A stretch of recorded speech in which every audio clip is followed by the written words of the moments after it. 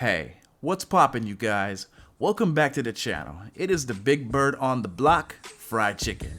For those who are new, please hit that subscriber button and the bell icon to stay notified for all of my future uploads. It really does help the growth of my channel. Today, as promised, I'm going to be doing a tour of both the Mirai Guardian and the Guardian, excuse me if I'm pronouncing this wrong, Kai? Whatever, it is what it is. But yeah, let's jump right into it and take a tour of both of these birds and see what they have to offer before you decide to pick one up. Let's jump right into the video. And now let me open up the window just to make a long video short for some of you guys. These two ships are pretty much identical in every single way, minus a few key features.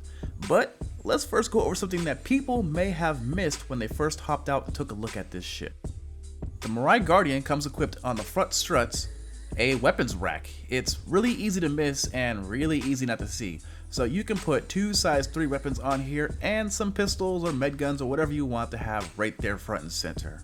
And then on the other arm, you have access to a little storage locker. Sadly, it does not open all the way, so you can't put no crates in there or anything like that. But it is really nice to have a storage container on the exterior side of the vessel, so you're easily just able to run out and do your bunkers and stuff like that, kill your enemies, drag them back, and then drop the loot off into the ship without having to go actually inside of the ship.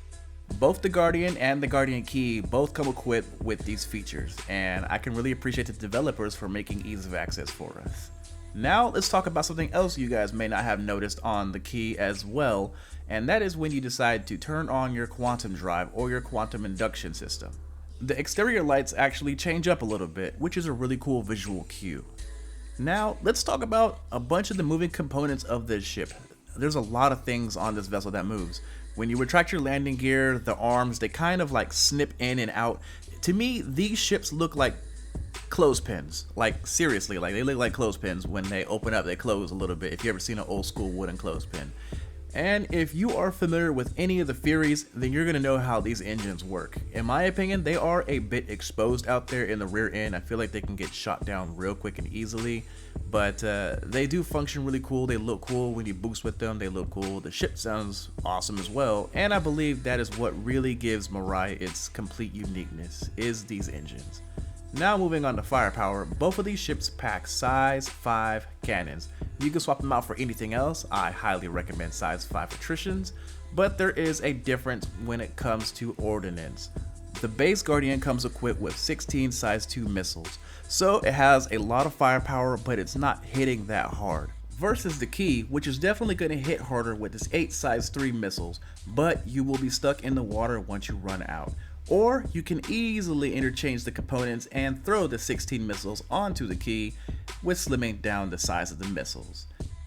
Now let's jump into the interior and take a quick tour of what the base Guardian has to offer in typical Fried Chicken style. Starting from the rear of this big old bird, we have component access to our quantum drive and a gun rack that can hold 2 size 2 guns and 2 pistols, and then a little armor locker which looks really cool where it's located at. And then right next to that, we have access to be able to enter and exit the ship. And then next to that, we have access to a battery terminal. I can easily see people utilizing this space for small handheld personal crates. Now moving along to the engineering deck, we have access to pretty much everything. We have access to fuses, we have coolers, we have shields, and there's also a little fuse box on the side right there that I exposed. And it's just an easy in and out room where you can move components around. Although the bigger components, I do not know if they're going to be able to fit through these small doors on the Mirai Guardians.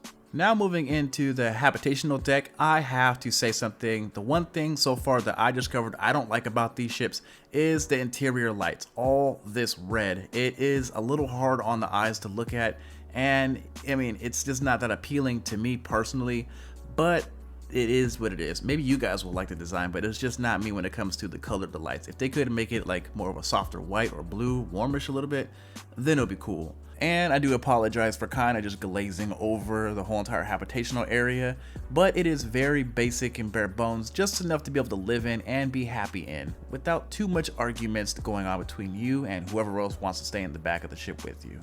Now moving to the cockpit area, you are greeted by a really cool revolving door, and as you get into the ship there's a bunch of components that moves around and things like that, just to show you how cool the animation is. It's very cool, lots of flair right there. And I can understand why there's so many doors right here in the ship. I saw some people asking in a forum about why is there so many doors from the cockpit to the living area to engineering to the rear hatch.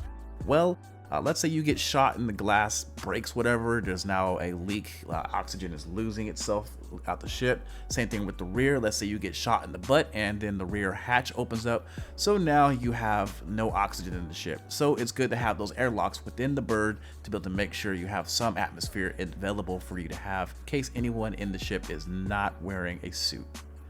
Now let's go to the key and take a look at this ship. We're going to quickly glance over it because it's realistically the exact same ship. They share all the exact components, everything pretty much on the interior is the same for both of these birds.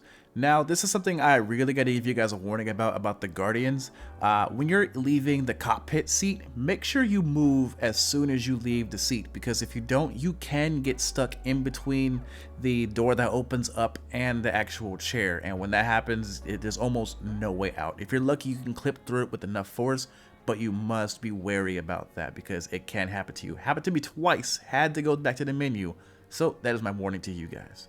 And boom, that is pretty much it. That is the Mirai Guardian and the Guardian Kai Q blah blah blah. I don't know how to pronounce it. If someone got a video of someone who's actually pronouncing it properly, link it down below because I want to know, so I'm not offending anyone or anything like that just because of my mispronunciation. What are the difference between these two ships? How do they feel? How do they fly? Well, the Key flies a little bit slower versus the base. It is pretty much identical to an F8C when it comes to the pitch and yaw versus the base. The base is a little bit more nimbler. It packs a little bit more firepower when it comes to those extra missiles, but will they actually hit that hard when you need them to versus the Key? The Key has the quantum travel interdiction thingamajig in the back where you can pull a target out of quantum, and in my opinion it's going to be the better option just to have that. There's only two ships currently in the game that has this capability. That is the Mantis and now this ship. Soon to come, the Zeus MR, that will have it as well, but we have to wait a while before that ever comes to the live version of the game. But in my opinion, it's a cool ship, it's fun. You swap out the Omniski cannons for some attrition 5s, and then you boost up the power and the MFDs to give you more shots. It is definitely a beast. Currently in Arena Commander, when I put it in Arena Commander, I was having issues with the pips showing up, and I don't know what's going on, and it wasn't showing my shots either, so I didn't know how many shots I had. Shots were inconsistent, but I will do a test in Arena Commander just so I can have a good feel of what this bird can do. So if you want to catch that video, make sure you rate, comment, and subscribe and hit that bell icon so you can stay notified when I post that video. I cannot wait to take this bird into Arena Commander and the Pirate Swarm to see how well it does by itself in a solo play against multiple NPCs, including a Hammerhead with the gun swapped out from Omniski to Attrition 5s. Then I'm gonna do, typical fried chicken style. I'm gonna do my if I fits video. If you guys want me to throw some certain items into the ship, just put it down in the comments below and I'll do my best to try squeezing whatever I can into this bird. But yeah, it is the big bird on the block, fried chicken. Rate, comment, subscribe. Please hit that bell icon so you stay notified for my next upload. Big bird out.